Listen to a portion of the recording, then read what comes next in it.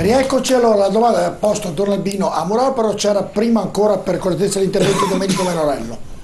No, volevo così fare una chiosa al servizio. Ecco, Massimo Bitonci, sindaco di Padova, ha ragione nel non volere quelle persone.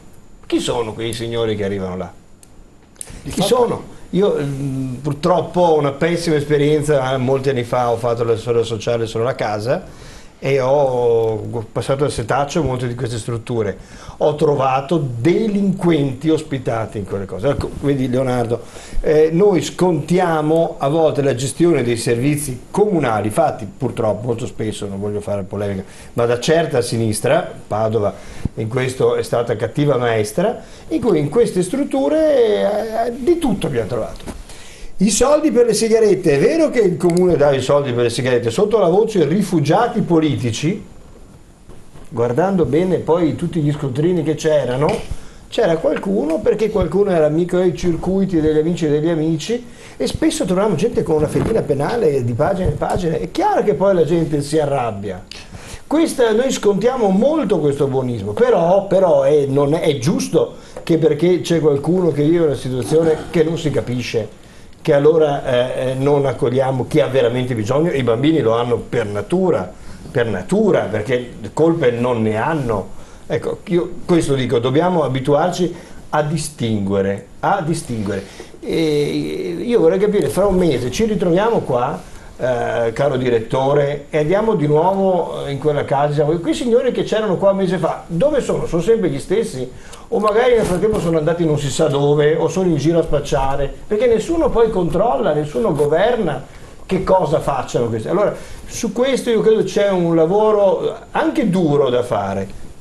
Do ragione a Massimo Bitonci su questo, ma questo non può voler dire che diventiamo degli aguzzini del prossimo. Questo no, dobbiamo recuperare una certa bontà, e quando noi vogliamo bene a un figlio siamo capaci di essere anche severi perché gli vogliamo bene, e siccome siamo tutti nel bisogno, ecco, quello che mi spiace è che diventiamo cattivi.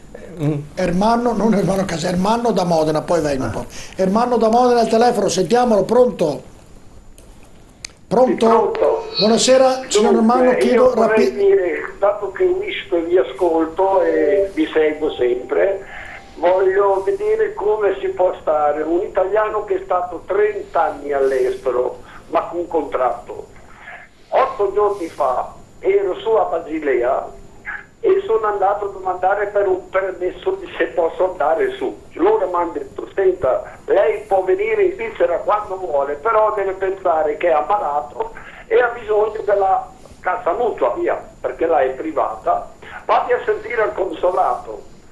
Sono andato al consolato, è venuto fuori un signore arrabbiato senza chiedermi cosa voglio, chi sono, mi ha detto non diamo nessuna informazione, lei se ne può andare perché non ne diamo nessuna informazione. Da chi devo andare a prendere un'informazione? Un italiano, siciliano, attenzione, io ci ho vissuto 30 anni e mi dispiace, quando vedo questa gente qui, che vengono qui, che hanno delle agevolazioni subito, io mi rivolgo a un consolato perché mi ha mandato la polizia per chiedere che io posso andare anche a abitare, però dato che sono anziano e ho vari di malattia, di rivolgermi per la cassa mutua, via. A chi devo rivolgermi, dato che abbiamo così tanti bravi per questa gente? Io la guerra avevo fame, quando rubavo una mela per terra mi picchiavano, che ero un ladro, in 5 in solaio si dormiva. Voi non lo sapete queste cose, eravamo dei ladri, dei delinquenti, abbiamo patito la fame, nessuno ci ha dato niente. E allora adesso vedere questa gente che viene qui, che sono trattati bene, cosa uno deve pensare? Grazie della telefonata, Loredana. Tanti auguri. Grazie, Loredana da Verona. Pronto, buonasera signora Loredana, prego, rapida anche lei. Si abbassa il televisore, si abbassa il televisore. Buonasera, scusi il disturbo. Niente, io volevo...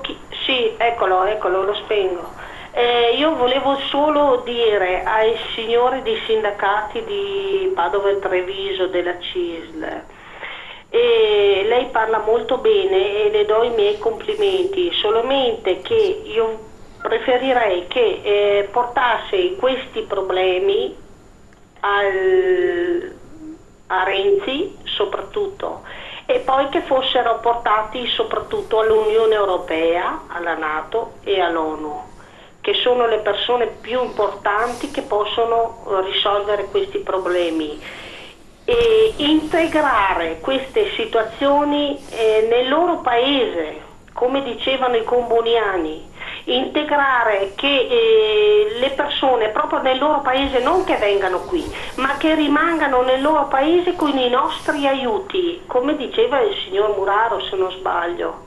Ecco, i problemi dell'immigrazione sono tanti, però chiederei a quel Don, se non sbaglio, mi perdoni perché ho acceso il televisore un po' tardi, ho visto appunto quello che hanno fatto vedere di questi begli appartamenti.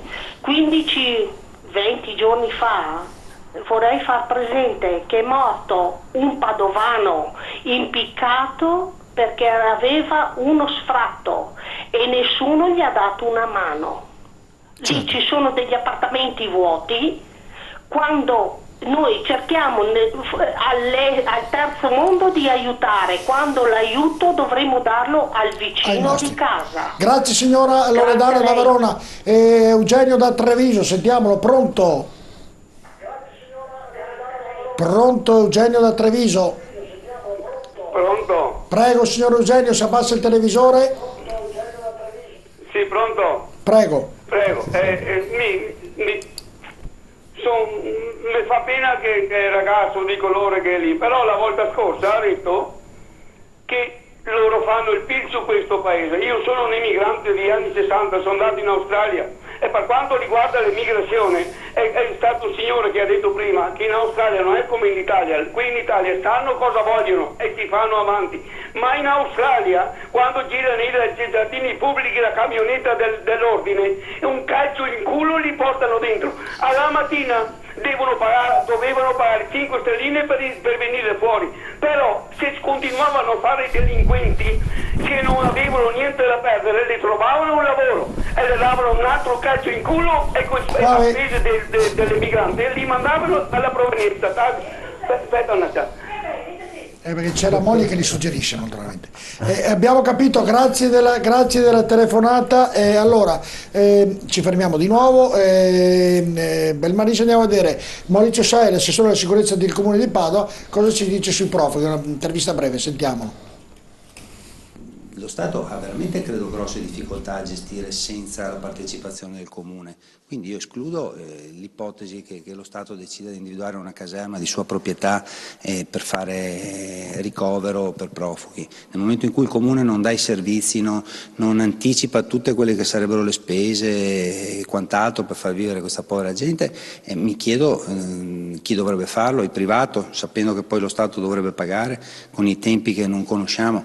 Io penso che la fermezza del sindaco e di tutta la giunta in questo senso sancisca con chiarezza che in un momento di crisi economica, in un momento in cui una città ha già dato, in un momento in cui una città ha grossi problemi anche di convivenza con gli extracomunitari che stiamo cercando di sanare con pazienza, aggiungere ulteriore carne al fuoco, francamente non siamo proprio in grado e non credo che sia giusto che la città debba sopportare ulteriormente un peso di questo tipo per le inadempienze dell'Europa, del governo, di tutti quelli che ci stanno dietro, che deve arrivare nell'atto finale ai comuni che si devono risolvere questi problemi. Non funziona così.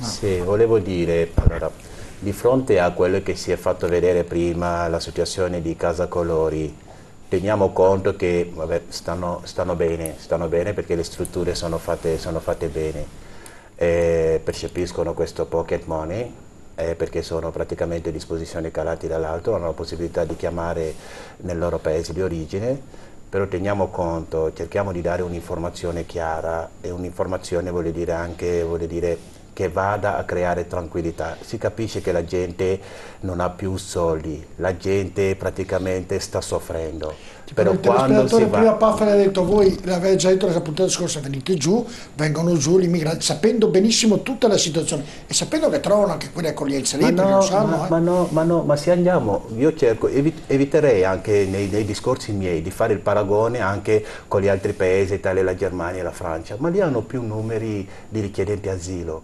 I numeri che ha la Germania, che ha la Francia, sono 4 volte di più dei numeri italiani.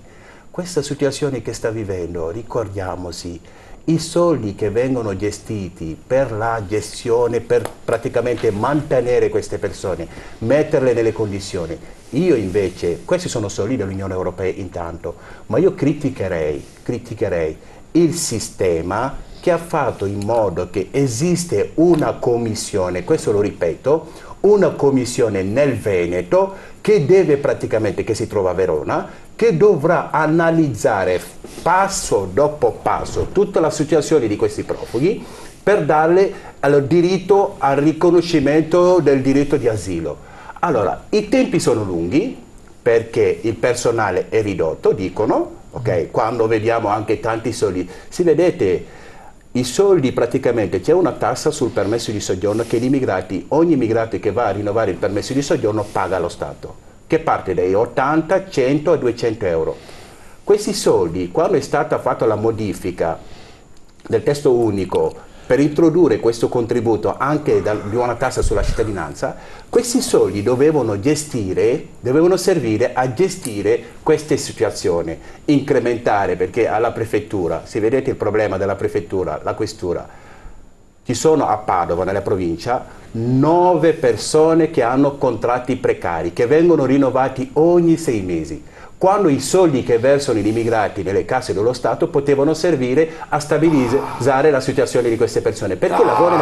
per piacere, basta prendere in giro la gente. Non è vero che l'Europa dà i soldi, te lo dico io che sono in conferenza unificata col governo. Queste sono informazioni sbagliate. Andiamo a vedere i fondi, andiamo a vedere questi soldi da dove arrivano. Andiamo a vedere, andiamo a leggere le carte, a vedere questi soldi da dove arrivano. 10 giorni fa abbiamo fatto la proposta col ministro davanti a noi che ci ha presentato la legge per il nostro parere. Non ci sono i soldi, stanno aspettando il ministro. Sta sollecitando un altro contributo dell'Unione Europea. I soldi che sono stati stanziati per gestire questo fenomeno sono finiti. Sta sollecitando, non sono soldi dello Stato. Ma questo lo capiamo perché siamo in contatto anche con la rete nazionale. Quelle che ha detto prima la signora, uno alla volta non mi sento. Quello che ha detto dire cose giuste, però cose inesatte. Avevo un ragionamento, se mi lascia finire, quindi spero che si capiamo. Noi siamo in contatto, anche abbiamo l'aggancio col nostro nazionale che si confronta anche con i ministeri. Il problema di questo contributo, di quello che vengono erogati, servono a vitto e alloggio. Ripeto, questi soldi sono stanziati dall'Unione Europea, questo è un aiuto che l'Unione Europea fa. Ok, finisco. All'Italia, quando Alfano, ultimamente il ministro, ha rilanciato questo problema dicendo che i soldi non ce ne sono più, perché quello che aveva stanziato l'Unione Europea era finita. Erano di fronte a balconi che arrivano e dovevano assisterle. Questo è stato il problema. Ma ripeto, i soldi sono soldi dell'Unione Europea, anche se l'Italia le sborsa sono soldi anticipati e l'Unione Europea le dà indietro. Sentiamo Murano la risposta come Presidente dell'Unione delle Province Italiane sono dentro una conferenza unificata dove il governo e i ministri tutti i giovedì pomeriggio presentano i decreti legge o le leggi che portano in Parlamento o i decreti legge. Sul discorso dell'immigrazione hanno presentato proprio 10 giorni fa il provvedimento, il sottosegretario ha presentato il provvedimento dove il presidente dell'ANCI, per cui Fassino di parte sappiamo bene non è certo della Lega, ha chiesto se c'è copertura finanziaria. Risponde il sottosegretario e dice: guardi, stiamo aspettando per il 2014 di fare una variazione di bilancio perché attualmente, ed è stato zitto, 2015-2016 non ci sono soldi. I soldi della Comunità Europea sono quelli che servono per pagare la nafta alle navi, per pagare quelli che sono tutta la marina che va a prendere in Libia i barconi e li porta qua. Diciamo la verità, i soldi che danno i 1085 euro al mese che per il vitto e alloggio di queste persone che vanno in albergo li pagano gli italiani. Ma questo è Barbara da Mogliano, sentiamola. Pronto? Ce l'hanno messo giù. Pronto? Sì, pronto? Pronto? Buonasera Barbara da Mogliano, vero? Buonasera. Prego. Posso fare solo una domanda? Guardi, io sto sentendo la sua trasmissione, che tutto sommato è una buona trasmissione. Tutto sommato. Io lavoro a Mogliano, ho un problema, ma non voglio fare politica, mi scusi, voglio solo dire una cosa. Io ho un lavoro, faccio un lavoro un po' particolare, eccetera, ho un negozio di cui non riesco a venirne a fine mese. A prescindere da tutto questo, mi faccio solo una semplice domanda. Diamo a questi extracomunitari, li chiami un po' come le pare, come vuole, hanno una certa cifra giornaliera. Mi creda, nel mio lavoro io non riesco a prenderla. Mi rifaccio ancora una domanda. Ma che cavolo vogliono sta gente che è venuta da noi? Grazie della telefonata. Il signore che sta parlando a bocca piena, che sono soldi dello Stato, che sono soldi di qua di là, ma si vergogni, perché io sto lavorando con un marito disabile, con un problema di affitto, con un problema di casa, con un problema che non so gestire perché non ce la faccio più. Loro hanno 40 euro al giorno che io non riesco ad avere nel mio lavoro. Ma che si vergogni sempre quando vuole. Grazie. Che ha una mia partecipazione minima, per amor di Dio. Grazie, solo per precisazione, signora Barbara, i soldi non vanno dati 35 euro al giorno agli immigrati, sono dati alle strutture, l'immigrato prende 2,5 euro al giorno, tanto per essere chiari, perché sembra, come diceva Dalvino Bizzotto, che questi immigrati mettono in tasca 35 euro al giorno. Li prendono sì, ma vanno alle strutture che gestiscono e che danno alloggio a questi immigrati. Telepariangela da Ferrara, sentiamola, pronto? Sì, pronto, buonasera. Buonasera. Grazie per essere entrata nella trasmissione. Guardi, io non ho nessun pregiudizio verso gli extra, però le dico la mia situazione. Io ho 67 anni, percepisco 476 euro di pensione al mese, adesso pochi spiccioli di reversibilità di mio marito che è morto 6 mesi proprio oggi. Mi trascuro con la salute, ho bisogno di un dentista, non so dove sbattere la testa. Le sembra giusto? Io non lo so, vorrei parlare con Renzi, con chi per lui, ma è possibile che mi rimangano pagato le spese 10 euro al giorno? Dove posso sbattere la testa? Quindi prima penso che abbiano dei diritti gli italiani. Certo. Grazie signora, possiamo... Grazie a voi, ma se grazie, adesso le rispondiamo. Presente, ho un problema veramente grave, ma non posso... Certo, le rispondiamo subito, professore Locali, la gente chiama. C'è una disparità di trattamento c'è una disparità di trattamento tra gli italiani e quelli che vengono come immigrati. Ma attenzione, è una occasione per fare affari questa. Non è che i soldi rimangono in tasca agli immigrati, rimangono in tasca a quelli che trattano tutta la tratta e l'accoglienza, che rimangono, ripeto, avere 4 persone in casa a 1050 euro al giorno, uno non dico che sta male, ma... al giorno, al mese? Scusi, al mese. Al mese sono 4.400 euro, anche un pensionato potrebbe stare bene, per cui propongo l'accoglienza da parte dei pensionati, così ricevono i 1.000 euro più la pensione e magari riescono a vivere un po' meglio. C'è veramente una politica sbagliata in Italia, ma soprattutto c'è questo buonismo di accoglienza, quando l'accoglienza non è possibile. E se ci sono delle regole vanno rispettate, indipendentemente dal fatto che se trovo uno che ha bisogno lo devo aiutare, ma non possiamo aiutare a scapito di quelli che hanno necessità e bisogno e che hanno conquistato con il loro lavoro il benessere dell'Italia. e che i governi italiani si sono mangiati questo benessere. Questa è la problematica e oggi ne paghiamo il fio.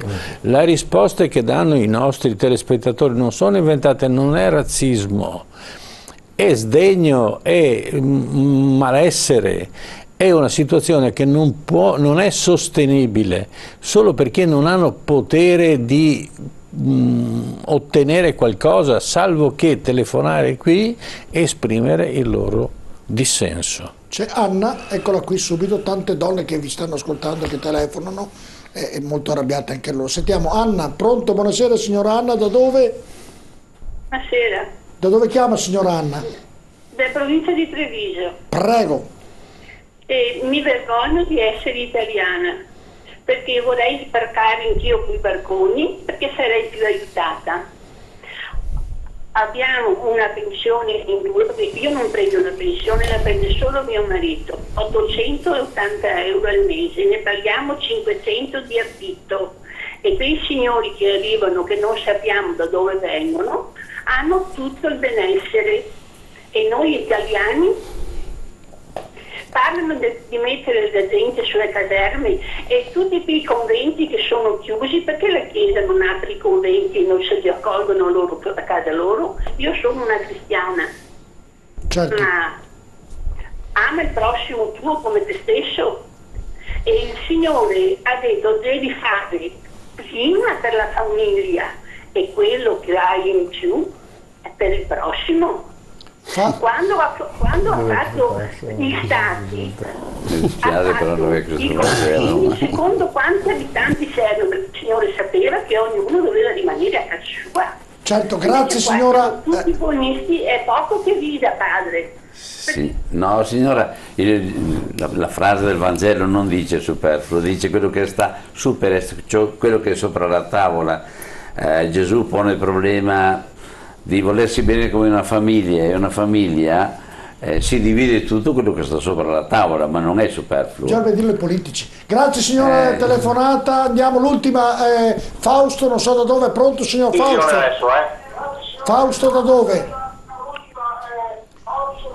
Se abbassa il televisore Fausto. Buonasera. Buonasera, abbassi il televisore, lo abbassi. Ne chiamo.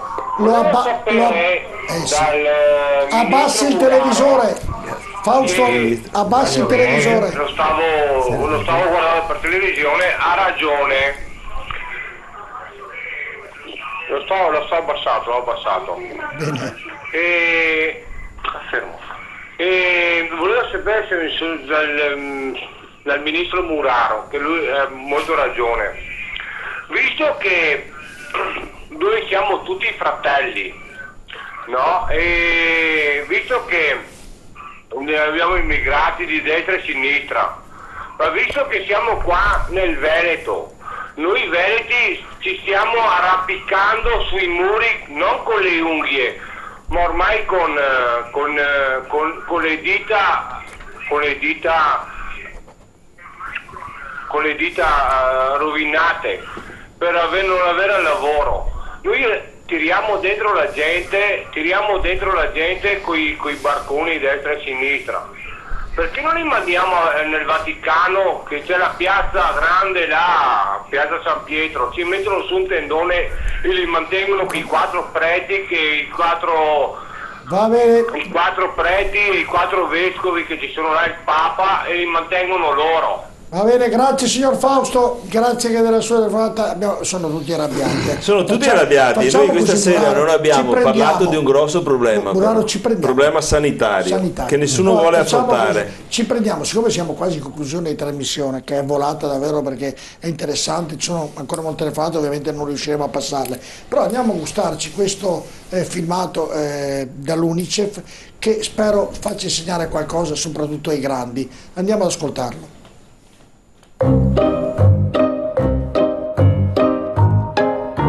Qualcuno è povero, può essere felice senza essere ricco. E la ricchezza è qualcuno ha tutto e che non aiuta le altre persone. A volte i bambini non sono molto felici perché non ha amici, perché lo invidiano. Io non mi sento né troppo ricca né troppo povera, media, perché ogni volta che ci chiedo qualcosa mi vogliono far sempre contenta e me lo danno. Né povero né ricco, diciamo, come si dice che l'acqua è tiepida, è fredda e calda, io sono tiepido. Io mi sento così e così, in verità, se c'è una casa piccola, vabbè, 5 di noi andano qua, quasi come questo diritto qua, tutto qui. Già si è fatta la classe mia, è la casa mia, sta classe. La ricchezza è anche se hai i soldi in mano e schiocchi solo le dita e ce li hai subito in tasca, questo non conta lì, perché quando tu hai tantissimi soldi non contano per ora i soldi, conta l'amicizia, conta le persone che hai perso, contano queste cose. Mi sento in colpa. Perché diciamo io sto bene e loro non stanno bene. Io vorrei aiutare. Facendo costruire delle case, tutte queste cose del genere.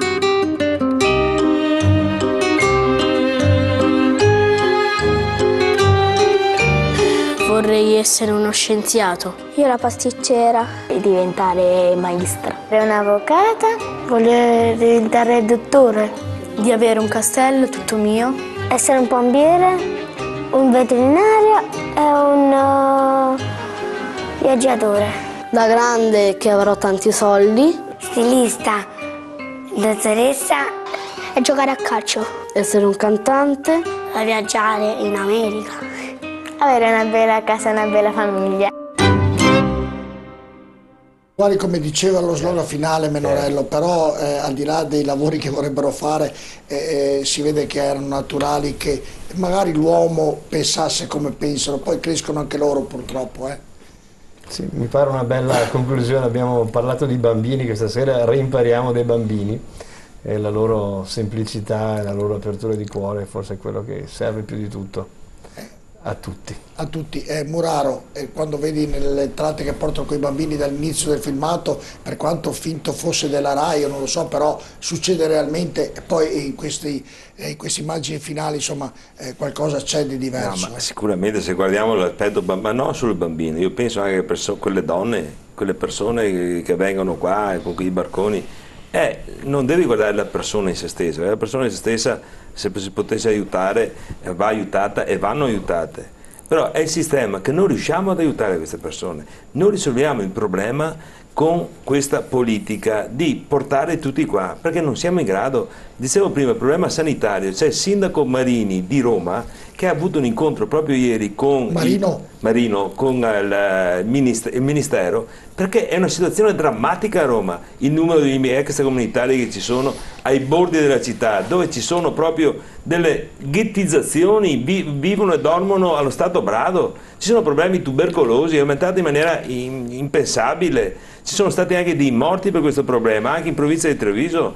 Allora, questo problema qua, problema sanitario, problema dell'accoglienza, problema del controllo, se noi guardiamo la persona per se stessa, il bambino per se stesso, è sicuramente un dramma per queste persone, però non risolviamo il problema in questa maniera, dando delle aspettative che non siamo in grado di rispettare. Qui significa veramente massificare tutte queste persone, portarle qua e lasciarle allo stato brado. E questo è inaccettabile in un paese civile. Se noi dobbiamo avere la nostra storia e cultura dei nostri immigranti e sapere cosa hanno patito loro, non possiamo far patire a queste persone la stessa prassi di allora, benché siano due cose completamente diverse. Io dico, le frontiere vanno bloccate da uno Stato che si dichiara civile e bisogna bloccare le frontiere. Io dico che... sei avuto 2 volte, ultimamente hai avuto il tuo da fare. Sì, ma io cerco spesso di fare un'analisi di una situazione, di un fenomeno, di un'Italia praticamente che ora come ora sta vivendo veramente una situazione abbastanza particolare. Da un lato sempre le conseguenze della crisi che va a colpire il sociale, problemi della casa e tutto quanto, da un altro lato gente disperati che stanno scappando da situazioni particolari, che stanno arrivando, solo che si ritrovano di fronte a una situazione dove l'accoglienza è gestita male perché non ci sono le strutture adeguate per poter affrontare almeno questo fenomeno.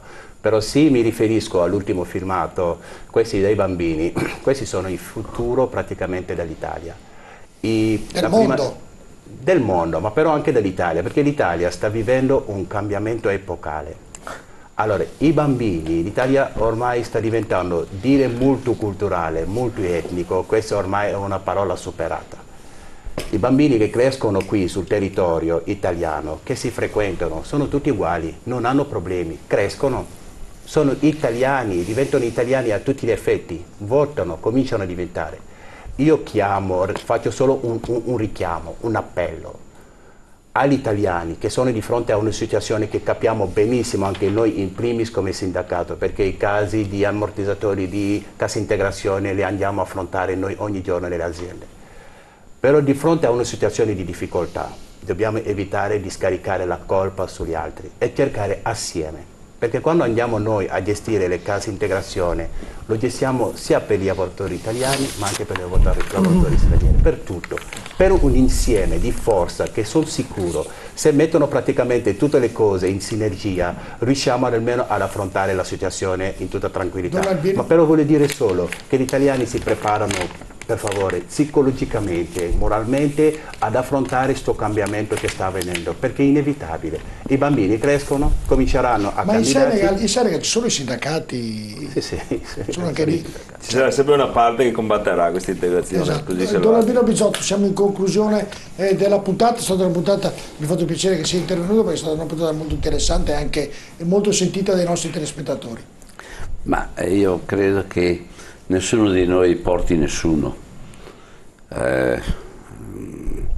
Gli immigrati non è che vengono fatti venire da qualcuno, gli immigrati arrivano nonostante tutti i tentativi che abbiamo con qualsiasi governo, tutti i tentativi che abbiamo fatto per tenerli fuori, però ci sono. Allora io ricordo, io sono nato e sono vissuto all'interno di un'istituzione di grossa povertà.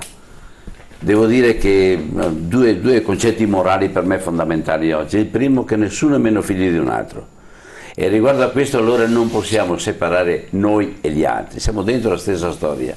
La seconda cosa, che nelle case povere, quando ci si voleva bene, si spartiva anche il necessario, non si spartiva solo il superfluo, si spartiva anche il necessario, e probabilmente è questo tipo di mondo al quale, voglia o non voglia, siamo indirizzati. O continuiamo a fare le guerre, o ci facciamo la guerra e vediamo nei più poveri di noi la paura di finire allo stesso modo e allora li teniamo distanti, oppure accettiamo di vedere il mondo in modo diverso, scusatemi, di vedere Dio in modo diverso, perché Dio è la nostra umanità, non è una estraneità, è la nostra umanità. Se tiriamo fuori questo c'è tanto posto e tante possibilità. Professor Manocca, siamo in conclusione, poi ci sono le vacanze, a lei la conclusione di questa puntata, di queste trio di puntate dove abbiamo trattato in maniera molto importante l'immigrazione, sia quella adulta sia quella dei bambini questa sera.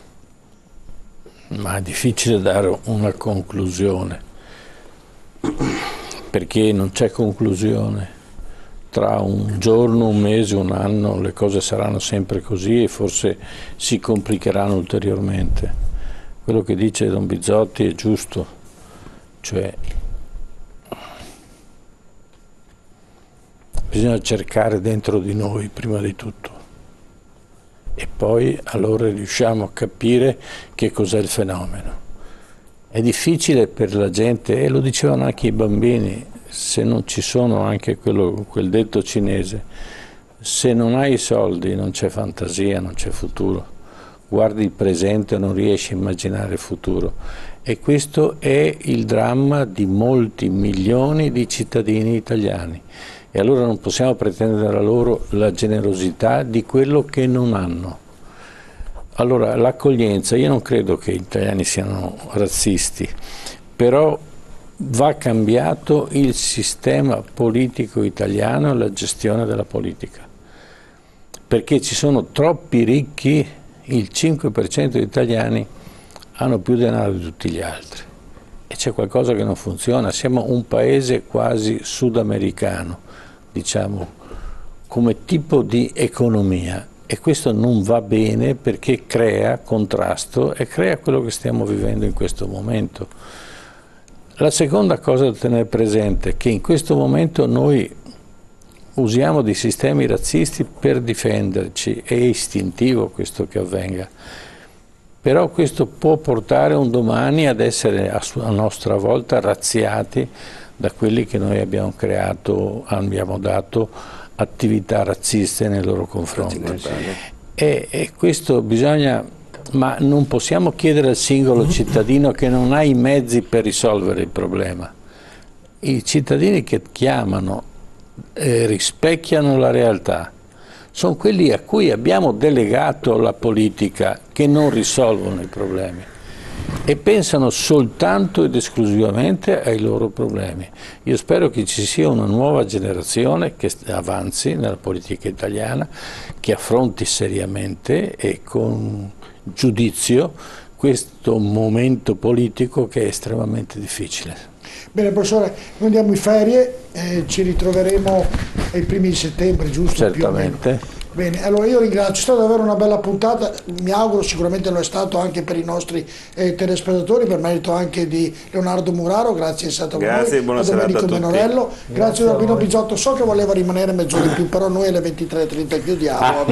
Grazie a Pappo Fa di essere stato con noi, buonanotte. Grazie al professor Manocase. Grazie a lei e buone vacanze. Grazie alla regia, a Nicola Casen, a Pasqualino e alla Bel Maris che questa sera ha ricevuto le nostre telefonate. Buonanotte a tutti.